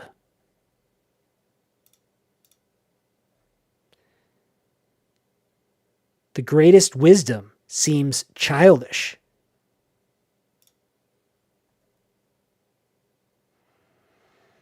The master's mind is like space. People don't understand her. They look to her and wait, and she treats them like her own children.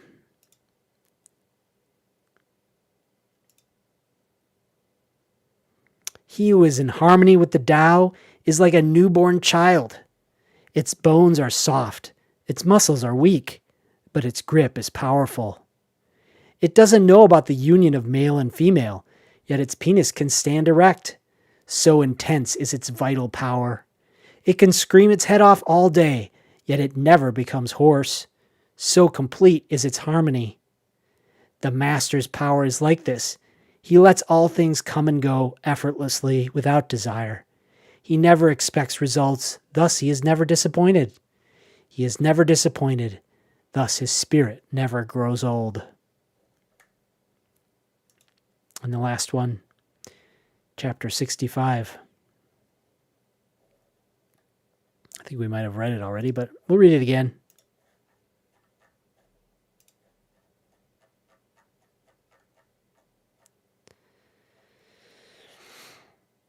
The ancient masters didn't try to educate the people, but kindly taught them to not know. When they think they know the answers, people are difficult to guide. When they know that they don't know, people can find their own way. If you want to learn how to govern, avoid being clever or rich. The simplest pattern is the clearest. Content with an ordinary life, you can show all people the way back to their own true nature.